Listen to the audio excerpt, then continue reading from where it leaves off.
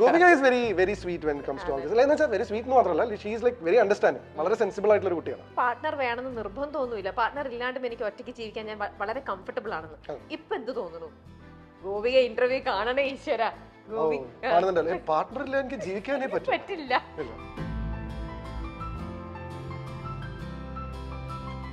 ഗോപികേക്കാൾ പ്രശ്നം ഞാൻ ഇടപെട്ടിട്ട് പറയേണ്ടത് രണ്ട് ഫ്രെയിമാണ്, രണ്ട് സ്ഥലത്താന്നൊക്കെ പറഞ്ഞു. ഇതില് ഒരു റൊമാൻറ്റിക് സീൻ കണ്ട സംവിധായകൻ കഴിഞ്ഞ് വന്നിട്ട് അടികൂടല്ലേ എന്ന് പറഞ്ഞ് മാറ്റേണ്ട ഒരു ശരിക്കും അങ്ങനെ ഉണ്ട്.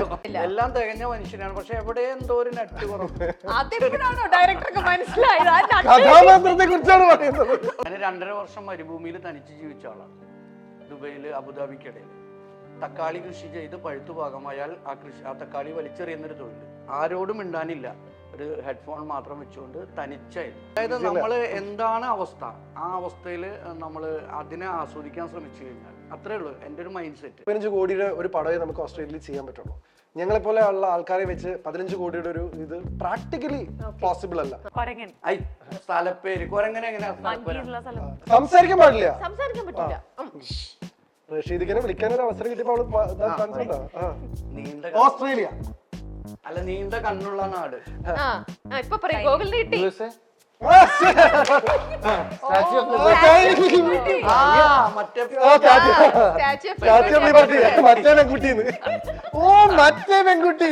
അതെ, പകുതി പണം കൊണ്ട് വീട് പണിയാം, ബാക്കി പകുതി പണം പലിശരഹിതമായി EMI സ്കീമിൽ 50 മാസം കൊണ്ട് തിരിച്ചടച്ചാൽ മതി. Bayath Homes for builders, Kerala's leading tech enabled home builder. കൂടുതൽ വിവരങ്ങൾക്ക് താഴെ കൊടുത്തിട്ടുള്ള നമ്പറിൽ ബന്ധപ്പെടുക.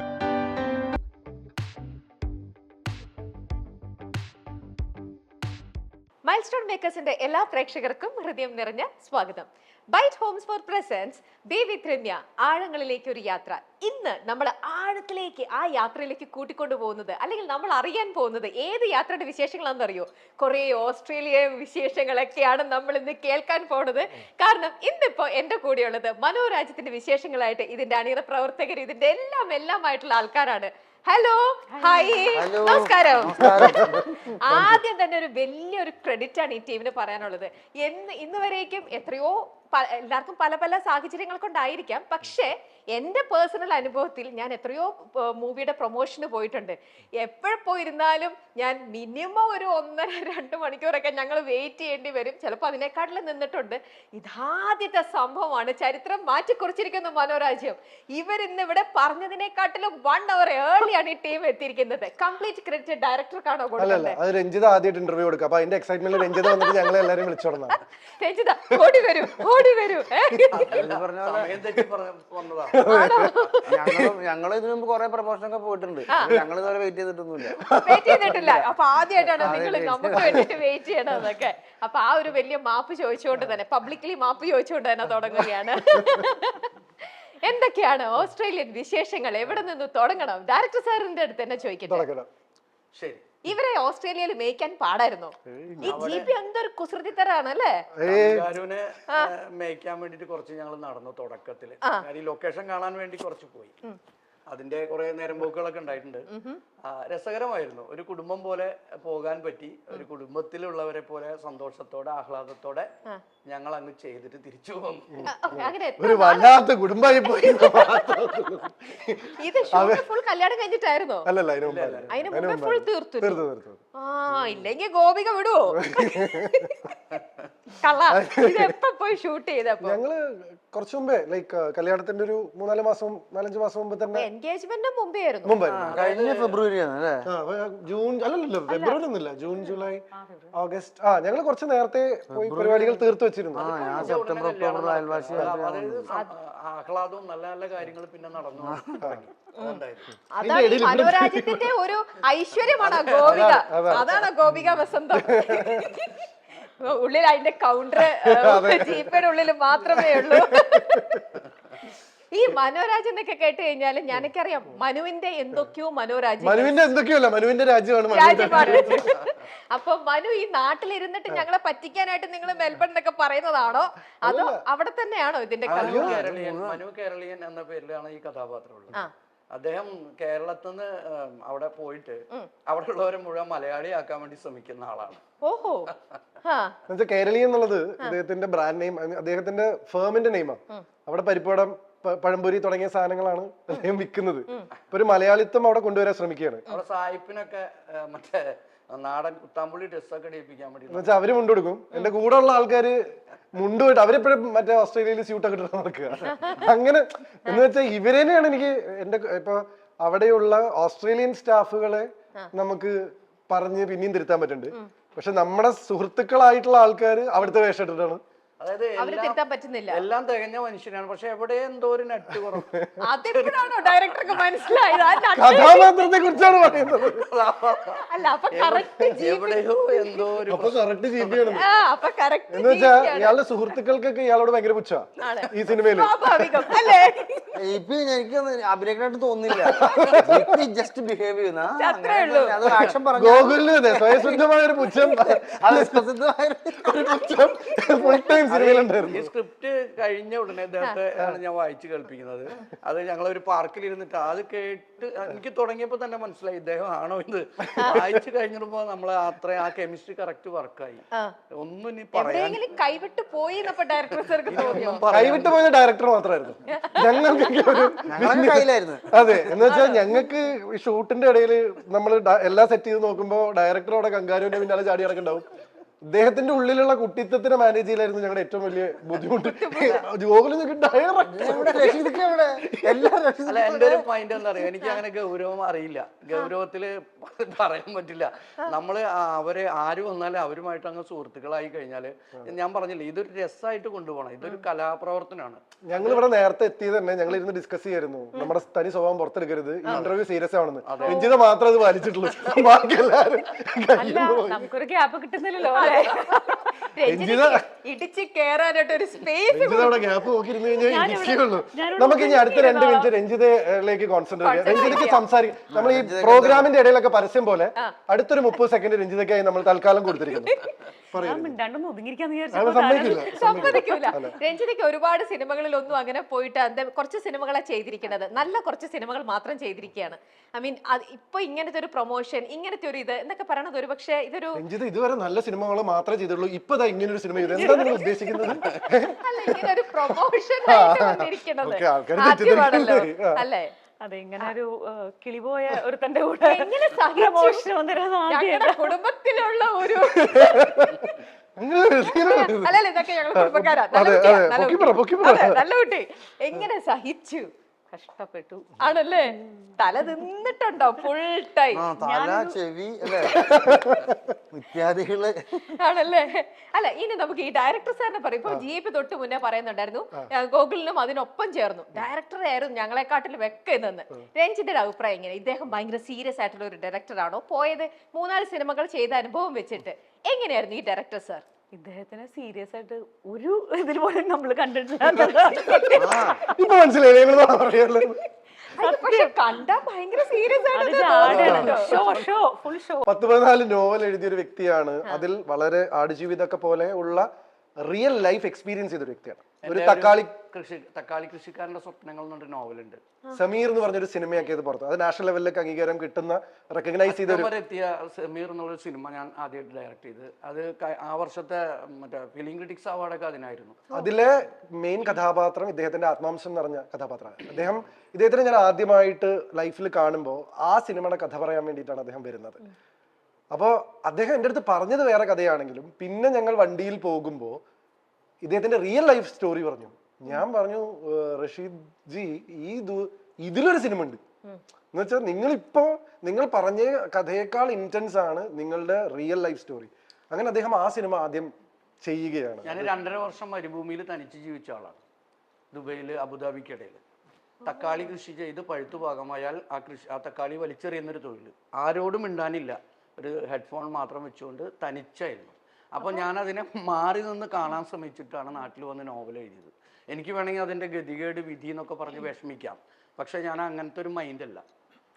പുതിയ വീട് വെച്ചിട്ട് ആ വീടിന്റെ അരയ്ക്കൊപ്പം വെള്ളം കയറിയപ്പോൾ ഞാൻ മാറി നിന്ന് ചിത്രീകരിച്ചിട്ട് ഷോർട്ട് ഫിലിം ആക്കി. എന്നുവെച്ചാൽ ഈ വയനാടിന്റെ അവസ്ഥയിൽ പോലും പൊന്തിപ്പോയി വെള്ളം എന്ന് വെച്ച് കഴിഞ്ഞാൽ അതുപോലും നർമ്മം കലർത്തിയാണ് അദ്ദേഹം. എന്ന് വെച്ചാൽ ഞങ്ങൾക്ക് ഇത് കണ്ട് ചിരിക്കണോ കരയണോ എന്ന് അറിയാത്ത അവസ്ഥ. എന്ന് വെച്ചാൽ ഈ കഴിഞ്ഞ ഉണ്ടായ നമ്മുടെ ഈ മഴക്കെടുതിയിൽ അദ്ദേഹത്തിന്റെ വീട്ടിൽ നിന്ന് എല്ലാം പോയി എന്ന് ഞാൻ എന്റെ ഭാഷയിൽ പറഞ്ഞ എന്റെ അമ്മയുടെ പാൻ ചീർപ്പ് മാത്രം കിട്ടി, ബാക്കിയെല്ലാം പോയി എന്ന് വെച്ചാൽ അദ്ദേഹം വീട്ടിലേക്ക് വിഷ്വലൈസ് ചെയ്യാം, മറ്റേ ക്യാമറയും കൊണ്ട് ചെന്നിട്ട് മക്കളെ ഇവിടെ മൊത്തം വെള്ളാണെന്നൊക്കെ പറഞ്ഞിട്ട്.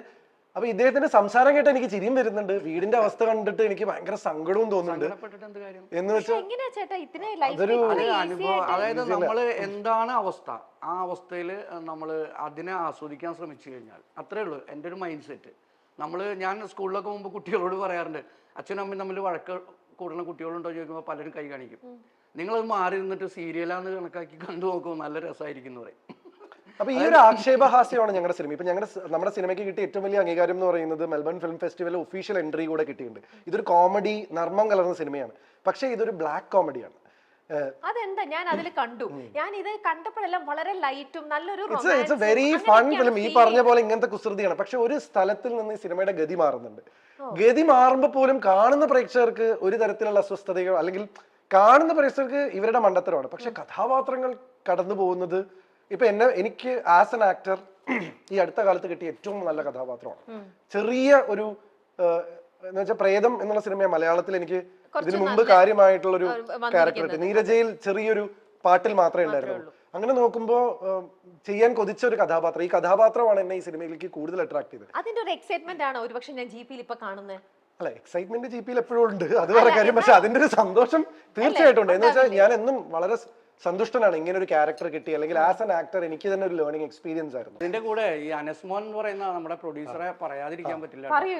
ഓസ്ട്രേലിയയിൽ ജോലിയുള്ള ഒരു സാധാരണക്കാരനാണ്. ഞാൻ ചോദിച്ചോട്ടെ, ഇത് അവിടെ ഓസ്ട്രേലിയയിൽ നിന്നുള്ള ഫണ്ട് ആയതുകൊണ്ടാണോ ഈ സിനിമ ഓസ്ട്രേലിയയിലേക്ക് നിങ്ങൾ മാറ്റപ്പെട്ടത്, അതോ നമുക്ക് ഇവിടെ ഒരു പ്രൊഡ്യൂസറെ ലഭിച്ചിരുന്നെങ്കിൽ ഈ നാട്ടിൽ വെച്ച് ഷൂട്ട് ചെയ്യാൻ പറ്റുന്ന ഒരു കഥയായിരുന്നു ഇത്? അതായത് ചന്ദ്രനിൽ നിന്നാണ് പ്രൊഡ്യൂസർ വരുന്നതെങ്കിൽ ഞാൻ ചന്ദ്രനിൽ പോയിട്ട് ഷൂട്ട് ചെയ്യാവുന്ന സ്ക്രിപ്റ്റ് ചെയ്യും.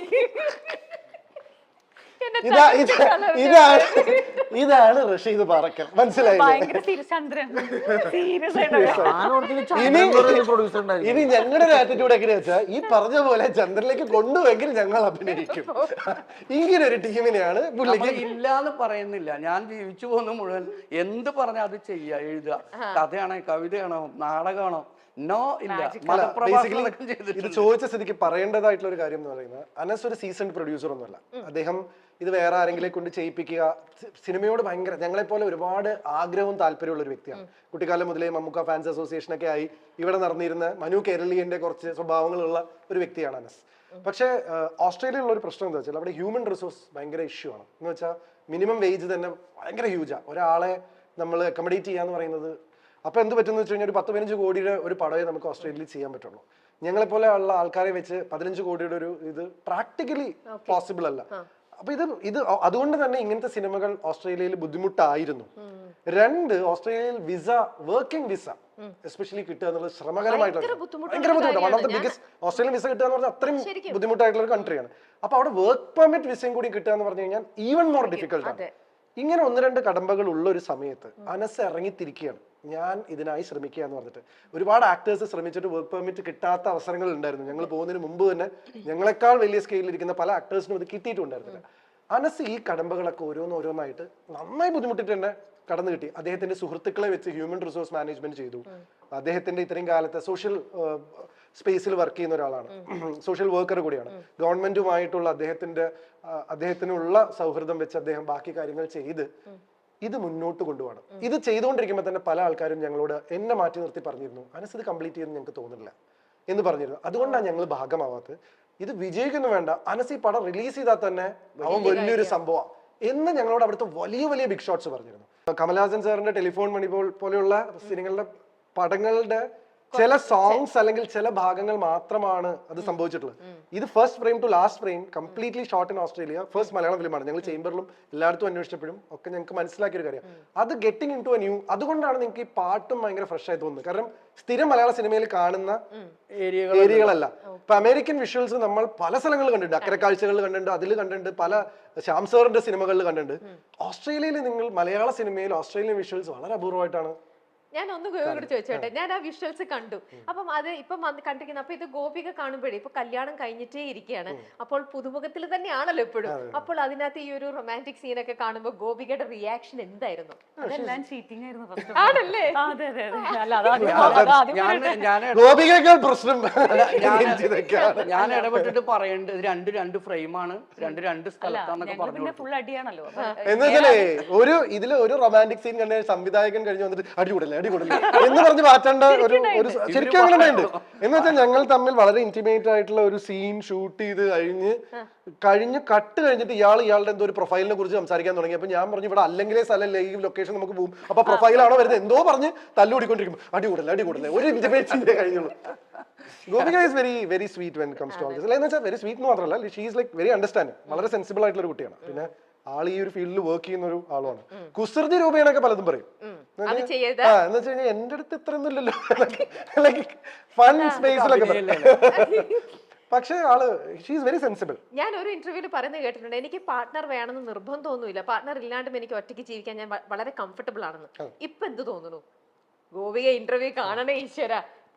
കാണുന്നുണ്ടല്ലേ, പാർട്ട്ണർ ഇല്ല എനിക്ക് ജീവിക്കാനേ പറ്റില്ല. ഗോപിക ഇത് കേട്ടല്ല, പറഞ്ഞതിന്റെ ടോൺ കേട്ടാ മനസ്സിലാവും അതെന്താണെന്ന് അർത്ഥം. അല്ല, പക്ഷെ എനിക്കെപ്പോഴും ഞാൻ വിചാരിക്കാത്ത ഡിസിഷൻസ് ആണ് എപ്പോഴും എന്റെ ലൈഫിൽ വന്നിരിക്കുന്നത്. ഇപ്പൊ ഫസ്റ്റ് ഫിലിം അടയാളങ്ങൾ ഞാൻ വിചാരിക്കാതിരിക്കുമ്പോൾ എന്റെ ലൈഫിലേക്ക് കയറി വന്നൊരു സംഭവമായിരുന്നു. D4 ഡാൻസ് ഞാൻ അവതരണം എന്നുള്ളൊരു സംഭവം ആലോചിച്ചിട്ടില്ല. ഞാൻ ഇല്ല എന്ന് പറഞ്ഞു പോയ സാധനമാണ്. അടയാളങ്ങളാണെങ്കിലും D4 ഡാൻസ് ആണെങ്കിലും അവതരണം താല്പര്യമില്ല എന്ന് പറഞ്ഞിട്ട് എന്നെ വലിച്ചു പിടിച്ചു കൊണ്ടുപോയിട്ട് that became what I am today. ഞാൻ അത്രയും ഗ്രേറ്റ്ഫുൾ ആണ്. ഒരു സെഗ്മെന്റിലേക്ക് കൂടെ പോവാം. ഓക്കെ, അപ്പൊ അടുത്ത സെഗ്മെന്റ് എന്ന് പറയുന്നത് മനോരാജ്യം സെഗ്മെന്റ് ആണ്. നിങ്ങൾ എല്ലാവരും ഇവിടെ മനോരാജ്യം ടീം തന്നെയാണ് വന്നിരിക്കുന്നത്. അപ്പൊ എന്റെ കയ്യിൽ ഇതേ 4 സംഭവങ്ങൾ കണ്ട, ഇതൊക്കെ ഓരോരുത്തരുടെ മനസ്സിലുള്ള മനോരാജ്യങ്ങളാണ്. മനസ്സിൽ ഇഷ്ടപ്പെട്ട രാജ്യങ്ങളായിരിക്കും ഓരോന്നിൽ എഴുതിയിട്ടുണ്ടാവുക. ഈ 4 ചുറ്റും ഞാൻ ഓരോരുത്തർക്കും തരും.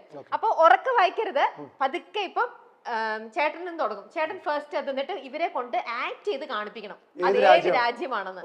എങ്ങാനും ഡയറക്ടർ ആയിക്കോട്ടെ, നിങ്ങൾ ആരായിക്കോട്ടെ, എങ്ങാനും ഉത്തരം തെറ്റിച്ചാൽ ഇപ്പൊ തന്നെ നമ്മുടെ ഇത് തീർന്ന പാടെ ഇവിടെ ഇരുന്നിട്ട് എന്റെ അടുത്ത് 1 മണിക്കൂർ നിങ്ങൾ ഇരുന്ന് മനോരാജ്യം എന്താണെന്ന് കംപ്ലീറ്റ് കഥ സത്യമായിട്ട് തെറ്റിക്കും.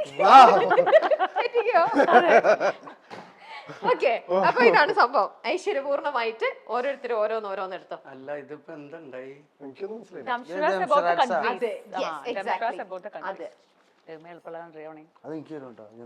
മാറ്റണ്ട, ചിലപ്പോ സംസാരിച്ചൂടെ?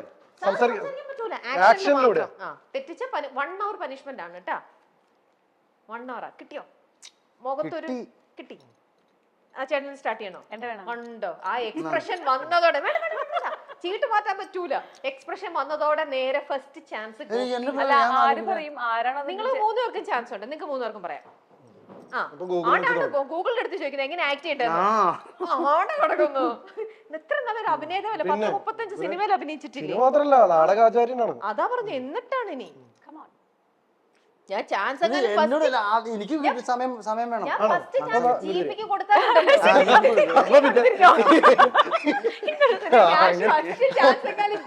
കൊടുത്താൽ നിങ്ങൾക്ക് ആർക്കും പിന്നെ അഭിനയിക്കാൻ ചാൻസ് കിട്ടൂല. അതെ, അന്ന് ഡയറക്ടർ സാർ തുടങ്ങിക്കോളൂ. എന്താ ആ സ്ഥലപ്പേരാണോ? ആ സ്ഥലപ്പേര് ഏതാന്ന് ഇവരെ കൊണ്ട് പറയിപ്പിക്കണം. ഞാനൊരു ചീട്ട് തന്നിട്ടില്ലേ, ആ ചീട്ടിലെ സ്ഥലം ഇപ്പൊ റഷീദയ്ക്ക് മാത്രല്ലേ അറിയുള്ളൂ. അതേതാണെന്ന് വായ തുറക്ക്, ഐ മീൻ മിണ്ടരുത്, അഭിനയിച്ചിട്ട് ഏതാണ് ഇവരെ ഇത് കാണിച്ചു കൊടുത്തപ്പോ എത്ര റിസ്ക് ഇല്ലല്ലോ. ഇത് കാണിച്ചു എന്താണ്. ശരി, നോക്കി നോക്കാം. കൊരങ്ങൻ. ഐ, സ്ഥലപ്പേര് കൊരങ്ങനെ എങ്ങനെയാ? സംസാരിക്കാൻ പാടില്ല, സംസാരിക്കാൻ പറ്റില്ല. റഷീദിനെ വിളിക്കാൻ ഒരു അവസരം കിട്ടിയപ്പോ അവള് കാണിച്ചോ? മങ്കീനെ മാതിരി ഉണ്ട്. മങ്കിയല്ല, ചിന്തിക്കും. ആഫ്രിക്ക. എന്തായിരുന്നു ഈ സാധനം? ചുരുട്ടുമുടി. അത് കിട്ടിണ്ടായിരുന്നു. പെട്ടെന്ന് പറയും. ശരിക്കൊരു മങ്കീനെ മാതിരി ഉണ്ടായിരുന്നു. അങ്ങനെയാണെങ്കിൽ ആണോ? ശരി, ഓക്കെ. ആൾക്ക് കാണണ്ടേ ഇപ്പൊ? അല്ല, ഞാൻ അങ്ങനെ തിരിഞ്ഞു. അല്ല, അത് നോക്കാ. ആയോ? അല്ല, ആയില്ല. ഈ മനോരാജ്യത്തിന്റെ ഇതിന് പോകുമ്പോഴൊക്കെ ഫുൾ ടൈം തൊപ്പി വെച്ചോണ്ടാണല്ലോ പ്രൊമോഷന്. അത് മുടി സെറ്റ് ചെയ്യാനുള്ള മടി കൊണ്ട് ജീവണ്ടല്ലോ അല്ലേ? ഇനി നിങ്ങൾക്ക് ഇന്റർവ്യൂ വരുമ്പോ ഞാൻ തൊപ്പി വെക്കാതെ കൺട്രി.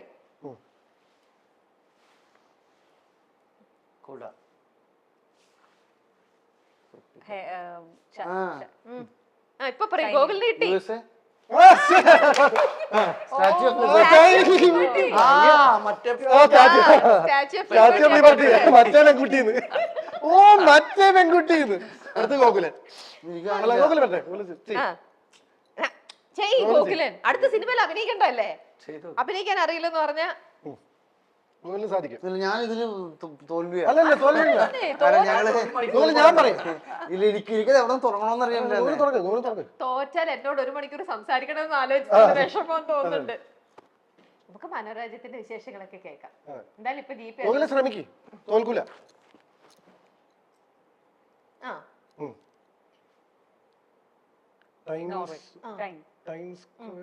ലണ്ടൻ UK അടിപൊളി. ബിഗ് ബെൻ ഓ നമ്മള് കൂട്ടെന്ന് പറഞ്ഞാ എന്താ ഞാനൊന്ന് ആലോചിക്കാം, എന്തെങ്കിലും ഒരു സാധനം വേണ്ടേ അവിടത്തുള്ള കാണിക്കേണ്ടത്? സൂപ്പർ. ലണ്ടനിൽ വേറെ എന്തെങ്കിലും വേണ്ടേ? ഗൂഗിളിന്റെ അടുത്ത് എന്താ ചോദിക്കാൻ പോയത് അപ്പൊ? എന്താ ഗൂഗിളിന്റെ അടുത്ത് Give me the main details about London. Image എന്താ വേണ്ടതെന്ന് അറിയാൻ വേണ്ടി നോക്കിയത്. ഓക്കെ കൂട്ടത്തിലെ ബുജിസ്റ്റ് അതെ അല്ല ഇത് ഞാൻ കാണിക്കാവുന്ന ഏറ്റവും സിമ്പിൾ ആണ്. ഇത് പറഞ്ഞിട്ട് നിങ്ങൾ മണ്ടന്മാരാന്ന് കുഴപ്പമില്ല, മണ്ണമരായാലും കുഴപ്പമില്ല. മണ്ണമരായാലും കുഴപ്പമില്ല. ഞാൻ പറയും. കാണിക്ക് കാണിക്ക്. സിമ്പിൾ ആണ്. Simple. കുറെ നേരം കാണിക്കട്ടെ ട്ടോ, പെട്ടെന്ന് പറയാം. കണ്ണ് മനസ്സിലായോ? മനസ്സിലാക്കി പറയാം. ഇല്ല ഇല്ല മനസ്സിലായില്ലേ? ഇല്ല ഒന്നൂടെ ഒന്നൂടെ. നീണ്ട ഓസ്ട്രേലിയ. അല്ല നീണ്ട കണ്ണുള്ള നാട്. ആ ഒരു സംഭവം മനസ്സിലായി. അന്ന് വേറെ കാണിക്കാം. ഇല്ലില്ല. ഇത് മാറ്റി ഇത് മാറ്റി. ഇത് മനസ്സിലാവണം എങ്ങനെ? പൊക്കോളൻ. ഇവിടുന്ന് പൊക്കോളൻ. വട്ടയപ്പം. ഓ മീൻ ചുടുക, ഫ്രൈ, ഫിഷ് ഫ്രൈ, കരിമീൻ. അത് വിടി, എനിക്ക് മനസ്സിലായി. ഇവിടെ പറയില്ല. എന്താണ് മനസ്സിലായില്ല? അതന്നെ, അപ്പം ചുടുക. അപ്പം ചുടുക, തവി. തവി, വട്ടയപ്പം. എനിക്ക് മനസ്സിലായി, ഞാൻ പറയൂല. എന്നാ പറയൂ പറയൂ വട്ടയപ്പം. മനസ്സിലായില്ലേ? അതായത് ഇങ്ങനെ- ഞാൻ പറഞ്ഞത് ഇത് ഇങ്ങനെ കാണിക്കുമ്പോ കണ്ണില് പോയി. എന്റെ കണ്ണെരിഞ്ഞ് കണ്ണ് ഇങ്ങനെ കൺമഷി. കൺമഷി ഒന്നല്ല. അതന്നെ രഞ്ജിത വിടരുത്. രഞ്ജിത്ത് സംസാരിക്കാൻ പറ്റില്ല, രഞ്ജിത്ത് കഴിയും. കഴിയും കമോൺ വട്ടയപ്പത്തില് വട്ടയപ്പം മറിച്ചിട്ട് തിരിച്ചിട്ട് വേറെ എന്തെങ്കിലും കാണിക്കുക. അത് കൊറേ നേരം. അത് വർക്കാവൂല. പാത്രം. ഇത് പാത്രം, എന്ത് പാത്രം? അലൂമിനിയം പാത്രം. അലൂമിനിയം പാത്രം. ഓ ആ പുതിയ പിയു പാത്രം. അല്ല ഇനി എന്ത് ചെയ്യും? സിമ്പിൾ. നിങ്ങൾക്ക് മനസ്സിലായില്ലേ? എനിക്ക് മനസ്സിലായി. പിന്നെ തന്ന ആൾക്ക് മനസ്സിലാവുമല്ലോ. ഓ, പിന്നെ അത് പിന്നെ ഞങ്ങൾക്ക് അത് മനസ്സിലായി. ഈസി അല്ലേ കാണിച്ചത്? അല്ല കുറച്ച് ഭയങ്കര ഡിഫിക്കൽട്ട്. difficult. ഞാൻ ചെവിയിലൊന്നും പറഞ്ഞു ഇവരുടെ ലെവലിലേക്ക് ഇറങ്ങി ലെവലിലേക്ക് എനിക്ക് മനസ്സിലായി. ഇത് ഗൗരവമുള്ള പറയണ്ട. അറിയില്ല, അത് അറിയില്ല. മനസ്സിലായിട്ട് പറയണ്ടേ? ഞങ്ങൾക്ക് എല്ലാവർക്കും അറിയണ്ടല്ലോ പറയാൻ പറ്റും. പറയട്ടെ അപ്പൊ ഞാൻ വേറെ കാണിക്കാം. അടുത്തെന്ത് കാണിക്കും? വേറെ കാണിച്ച അടിപൊളി. പക്ഷെ നിങ്ങൾക്ക് നല്ല ബുദ്ധി ഉണ്ട് കേട്ടോ. ഭയങ്കര സംഭവമാണ് അത്. പിടിച്ചിട്ട് പരിപാടി. അതെ അതെ. പൊക്കോളാൻ കുറെ നേരമായി പറയുന്നു. എപ്പ പൊക്കോളാൻ? നാളെ പൊക്കോളാൻ. അല്ല അതല്ല, പോവണ്ട. പോലെ ഇവിടെ ഇരിക്കും. ടാറ്റ. അല്ല അല്ല, അതുമല്ല കേക്കുന്നില്ല. പറയ് കിട്ടും. വേണ്ട എല്ലാം. മൈച്ചി ഉണ്ട, അമിട്ട്, മനസ്സിലായി. തൃശ്ശൂര്, കൂക്കുറ്റി, ഉറങ്ങിപ്പോയി. വെടിക്കെട്ട് കഴിഞ്ഞിട്ട് വന്ന എറിഞ്ഞു പൊട്ടിച്ചു. എന്നിട്ട് ബ്രേക്ക്. ഓ ഫ്ലൈറ്റ് പോയപ്പോ പൊട്ടിപ്പോയി. എനിക്ക് ന്യൂസ് കാണുന്ന ഇങ്ങനത്തെ ഉച്ചക്കത്തെ ന്യൂസിൽ കാണിച്ചു തരില്ലേ? ന്യൂസ് പറയുമ്പോ അത് തന്നെയാണ്, ഇതാണ് അത്. വിമാനം വന്ന് പൂക്കൾ ഇട്ട് നിലത്തേക്ക് പൂത്തിരി പൊട്ടിത്തെറിച്ചു. വിമാനം പൊട്ടിത്തെറിച്ചു. പിന്നെ കഥകളി കഥകളി കളിക്കും. I quit. അല്ല അങ്ങനെ പറയരുത്. അങ്ങനെ പറയരുത്. അല്ല അപ്പൊ ഞങ്ങൾക്ക് പറഞ്ഞു തരണം. ഞങ്ങൾക്ക് നിങ്ങളുടെ ബുദ്ധിയില്ലല്ലോ. അതായത് ആദ്യം കാണിക്കുമ്പോ കൺഫ്യൂഷൻ സംശയം ഉണ്ടായിരുന്നു. പക്ഷെ നിങ്ങൾക്ക് ഇതോടെ വേറെ കൂടി ഒന്നും മൊത്തം വേണ്ട. ഇത് മാത്രം നോക്കിയാ മതി. കണ്ണിലേക്ക് എണ്ണ പോയി. കണ്ണുകടി. പാവമുണ്ട്. പറയൂ വിമാന്റെ പാവത്തിന് അറിയവർക്ക് നോണ പറയവര്. എനിക്കറിയാം പറയടോ. അറിയില്ല, എനിക്ക് അറിഞ്ഞൂടെ. നമ്മളൊക്കെ മണ്ടന്മാര്. അദ്ദേഹം പറയുന്നത് കാണിക്കുന്നത് കാണിക്കും. ഇനി കാണിച്ചാലും പറയാം. അപ്പൊ എനിക്ക് കൺഫ്യൂഷൻ ആയിരുന്നു. മണിക്കൂർ ആദ്യം ഇങ്ങനെ കാണിച്ച് എന്നുള്ളതിന് പിന്നെ ഇത് കാണിച്ചു. 1 മണിക്കൂർ എന്നുള്ളതിന് ഇളവൊന്നുമില്ലല്ലോ. ഇല്ല അളവൊന്നുമില്ല. നിങ്ങൾക്ക് ഇനി അടുത്ത പ്രൊമോഷൻ പോകാൻ പറ്റില്ല. നേരത്തെ വീട്ടിൽ പോകണമെന്നൊക്കെ പറഞ്ഞായിരുന്നു. അതെങ്ങനെ വർക്കാവണം ഇതിനകത്ത്? പറഞ്ഞോ പാവം, നിങ്ങൾ ആൻസർ ചെയ്യാ. എന്ത് സംഭവം പറയൂ. അത് വർക്കായില്ല. അതിന് മുന്നേ മനസ്സിലാവും, പക്ഷെ ഇത് ഓംലെറ്റ് ഉണ്ടാക്കുന്നത് അതെങ്ങനെയാ? അത് അവരൊന്നുമല്ല. ഇതൊന്നും മനസ്സിലാക്കും. അല്ല, ഈ വിമാനം അടിച്ചോട് കൂടിയിട്ട് എന്റെ കിളി പോയി. അത് മനസ്സിലായില്ലേ? അത് മനസ്സിലായി, പക്ഷെ നേരത്തെ മനസ്സിലാവില്ല, മനസ്സിലാക്കി. ഞാൻ വേൾഡ് ട്രേഡ് സെന്ററിന് മുമ്പ് ലോകത്ത് നടന്ന വലിയൊരു ഇതെന്താണ്, ഹിരോഷിമ നാഗസാക്കി. അതെനിക്ക് മനസ്സിലായി. അപ്പൊ ഇതെന്ത് പറയാ? അല്ല, അതെനിക്ക് മനസ്സിലായി. ഇതെന്താ മനസ്സിലാവാത്ത? ഇത്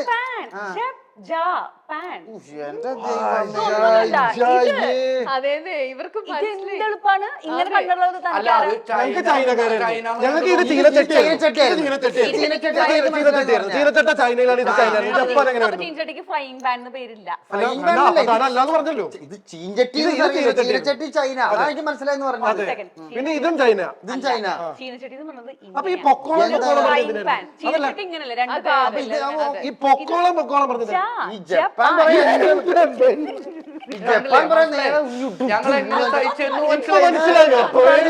ഏകദേശം മനസ്സിലായില്ലേ? 40 ദിവസമാണ് മെൽബണിലേക്ക് ഷൂട്ട് ചെയ്തത്. ഞാൻ ഇടയ്ക്കിടയ്ക്ക് പറയുന്നതാണ് വളരെ നിസ്സാരമായിട്ട് ഞാൻ പറഞ്ഞു. ബോംബ് കാണിച്ചു പ്ലെയിനിൽ നിടുന്നത്. അത് മനസ്സിലായി. അതെന്തായിരുന്നു? താലിബാൻ മറ്റേ സംഭവം ഉണ്ടായത് ജപ്പാനിലായിരുന്നു, പണ്ടുണ്ടായിരുന്നു എന്ന് പറഞ്ഞ ഇതായിരുന്നു ഈ കുട്ടി. ഇങ്ങനെ സംഭവം ഒരു ലൊക്കേഷൻ കാണുമ്പോ ഇരുന്ന് ഷൂട്ട് ചെയ്യാൻ നേരത്തെ ഈ കുട്ടിയുടെ അടുത്ത് ഞങ്ങൾക്ക് ഇത് എക്സ്പ്ലെയിൻ ചെയ്യാൻ പറ്റുമോ? സന്തോഷമുണ്ട് ഇതിനകത്ത് ഇത് സാധിച്ചു എന്നുള്ളതില്. അല്ലെങ്കിൽ വിചാരിച്ചതിനെ വെറുതെ ഞാൻ ഈ കുട്ടീനെ ഭയങ്കരമായിട്ട് ടോർച്ചർ ചെയ്യാം. പക്ഷെ ആദ്യം കാണിച്ചു ഞാൻ ചൈന എന്നാണ്. ഞാനും ചൈന നേരത്തെ ചീനച്ചട്ടി ഞാൻ പറയാനായിരുന്നു. നിങ്ങൾ നാണം കിട്ടുപോയേ. ഇതിപ്പോ പറഞ്ഞില്ലല്ലോ എന്നുള്ള സന്തോഷത്തിലാണ്. വളരെ മോശം. എനിക്ക് ഇപ്പോഴും മനസ്സിലാവുന്നത് വിമാനത്തിൽ നിങ്ങൾക്ക് എവിടെയാണോ പൂക്കളിട്ട് വരുന്നത്. ഇല്ല, അത് ഞങ്ങൾക്ക് മനസ്സിലായി. ആ സ്വാതന്ത്ര്യദിന സമയത്ത് വിമാനത്തിന് പൂക്കളിടുന്നു. എന്താ ഇതൊക്കെ വേറെ. എന്തായാലും നിങ്ങൾ കണ്ടുകൊണ്ടിരിക്കുന്ന ഈ ഒരു ചിരിയും കളിയും എല്ലാം ഇവിടെ തുടർന്നുകൊണ്ടേയിരിക്കുകയാണ്. ഇതിന്റെ ബാക്കി പത്രം നമുക്ക് അറിയണമെന്നുണ്ടെങ്കിൽ തീർച്ചയായിട്ടും മനോരാജ്യം കണ്ടു തന്നെ ആവണം. ഡേറ്റ് കൂടെ പറയൂ. എന്നെ ഞങ്ങള് തിയേറ്ററിൽ കാണിച്ചു കൊടുത്തത് ഡേറ്റ് എന്താന്നുള്ളത് രഞ്ജിത ആക്ഷൻ വഴി കാണിച്ചു തരും. രണ്ടിന്റെ അപ്പുറത്തുള്ളത് എന്ന് വെച്ചാൽ ഒന്നിന്റെ ഇപ്പുറത്തുള്ളത് മാസം ആദ്യം കാണിക്കും. മാസം ഏത് മാസം അല്ല അങ്ങനെ പറയും. അല്ല, അതിന് എന്തെങ്കിലും ഈ മാസത്തിലെ പ്രത്യേകത എന്താണെന്ന് വെച്ചാൽ അത് കാണിക്കും. രഞ്ജിത്ത് ഒരു ക്ലാസിക്കൽ ഡാൻസർ കൂടിയാണ്. അപ്പൊ പെട്ടെന്ന് കിട്ടും. ക്ലാസിക്കൽ ഡാൻസിൽ ഓഗസ്റ്റ് കാണിക്കണം. പിന്നെ എക്സ്പ്രസ് ചെയ്യാൻ കാണിക്കാൻ പറ്റും, രഞ്ജിക്ക് പറ്റും. ഓണം വരുന്നത് പക്ഷെ ഈ പ്രാവശ്യം അത് ഓണം സെപ്റ്റംബർ 15. അപ്പൊ ഞങ്ങൾ അല്ല കുട്ടികൾ പറയാൻ പോയി പക്ഷെ താരജഹംസയൊക്കെ പറയാൻ വേണ്ടി റെഡി ആയിട്ട് നിൽക്കായിരുന്നു. പറഞ്ഞു ഒരു രക്ഷയില്ല. അതിന്റെ ഇളയിൽ മെള കളിക്കുന്നത്. ഇൻഡിപെൻഡൻസ് ഡേ കാണിക്കാന്ന് വിചാരിച്ചു. പക്ഷെ ഫ്ലാഗ് കാണിച്ച ഇവർക്ക് മനസ്സിലാവില്ല. സെപ്റ്റംബർ കാണിച്ചാൽ മതിയാണ്. സെപ്റ്റംബർ മുമ്പെന്ന് പറഞ്ഞതില്ലേ ഫ്ലാഗ് മറക്കുന്നു. ഫ്ലാഗ് ഓഗസ്റ്റ് 15 കഴിഞ്ഞല്ലോ. പിന്നെ എന്നാ ഇനി എന്നാ? 15 അല്ല അങ്ങനെ പറയല്ലേ, ഡേറ്റ് കാണിക്കേ ഓടോ സാധിക്കോടോ. 3-0. ഓക്കെ, അപ്പൊ ഓഗസ്റ്റ് 30 നമ്മുടെ തിയേറ്ററിൽ റിലീസ് ചെയ്യുന്ന മനോരാജ്യം തീർച്ചയായിട്ടും ഈ ഒരു ഫുൾ എനർജിയിലും ഈ ഒരു വൈബിലും തന്നെയാണ് ഇത് കംപ്ലീറ്റ് ഷൂട്ട് ചെയ്തിരിക്കുന്നത്. ഞങ്ങളുടെ ധ്യാൻ ശ്രീനിവാസനാണ് ക്യാരക്ടർ വെച്ചിട്ടേ ശരിക്കും ഇയാൾ പിടിക്കാത്ത ഒരാളാണ്. എന്നെ കൊണ്ട് നിങ്ങൾ എങ്ങനെ ചളി ചെയ്യിപ്പിക്കുന്നു. അതാണ്. അല്ല രഞ്ജിത്ത്, നമുക്ക് അടുത്ത ഇന്റർവ്യൂവിൽ മാറ്റി എനിക്ക് ഇതിനോട് പ്രേക്ഷകരോട് പറയാനുള്ളത്, ഇതിന് നിങ്ങൾക്ക് കിട്ടേണ്ട ഒരു മെസ്സേജ്, ചന്ദനം ചാരിയാൽ ചന്ദനം മണക്കും, ചാണകം ചാരിയാൽ ചാണകം മണക്കും. കാണിക്കാനുള്ള സുപ്രധാനാണ്. അപ്പോൾ എല്ലാം ചന്ദനം ഉദ്ദേശിച്ച് ഇങ്ങനെയാണ്. അല്ലാണ്ട് ഞങ്ങൾ നിങ്ങളെ പോലെ ആവണില്ലല്ലോ. നമ്മളോട് ചാരിയല്ലോ നിൽക്കുന്നത്. ചാരിയിട്ട് ഞങ്ങൾക്ക് ഒരു ഗുണം കിട്ടുന്നില്ലല്ലോ. അയ്യോ. പക്ഷെ ഇപ്പൊ ഇവിടെ കേരളത്തിൽ തന്നെ മൈൽ സ്റ്റോൺ എന്ന് പറഞ്ഞാൽ അത്രയും വ്യൂവർഷിപ്പ് ഉള്ള ഒരു ചാനലാണ്. അപ്പൊ ഈ ഇമേജ് മാറ്റിയെടുക്കണമെങ്കിൽ അടുത്ത പ്രൊമോഷൻസിന് വരണം. നമ്മളൊരു 4-5 എണ്ണം കൊടുത്താലേ ഇവരുടെ ഒപ്പം പിടിച്ചെടുക്കാൻ പറ്റുള്ളൂ. അത് കാര്യമായിട്ട്. അപ്പൊ അതിലൊക്കെ നമുക്ക് സീരിയസ് ആയിട്ട് നമുക്ക് പിടിക്കാം. തന്റെ കൂടെ ഞാനും സീരിയസ് ആയിരിക്കും. അടുത്ത ഇന്റർവ്യൂ ഒക്കെ ഇതിലും ബുദ്ധിമുട്ട് നവാസം കൂടി ഉണ്ടാവുക. അതെ, അടുത്ത പ്രാവശ്യം നമ്മൾ മനോരാജ്യത്തിന് ഇനി എന്തെങ്കിലും നമ്മൾ പ്രൊമോഷൻ വേറൊരു കണ്ടന്റ് നമുക്ക് കണ്ടുപിടിക്കണം. വേറൊരു രീതിയിലും കൂടി മനോരാജ്യത്തിന്റെ പ്രൊമോഷൻ നമുക്ക് ചെയ്യേണ്ടിയിരിക്കുന്നു. തീർച്ചയായിട്ടും അന്ന് നവാസിനെ കൊണ്ടായിരിക്കും ഈ ടീം എത്താൻ പോകുന്നുണ്ടാവുക. അതിന് നിങ്ങൾ കാത്തിരുന്ന് കാണും മനോരാജ്യത്തിന്റെ അടുത്തൊരു പ്രൊമോഷൻ വീഡിയോയും കാര്യങ്ങളൊക്കെ ആയിട്ട്. അപ്പൊ all the best. Thank you.